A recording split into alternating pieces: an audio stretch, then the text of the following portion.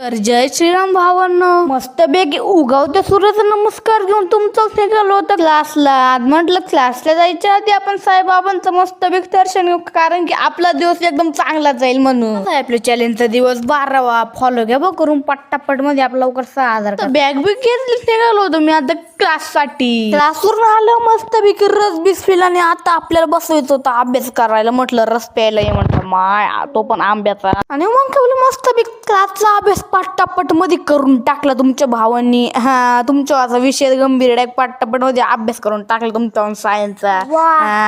मग मस्तपैकी अभ्यास झाले ना. आता आपल्याला जायचं होतं मस्तपैकी ओरिओ बिस्किट आणायला. मग काय बोलली मस्तपैकी एवढं उन्हाचा तडक तुमचं निघालात ओरिओ बिस्किट आणायला.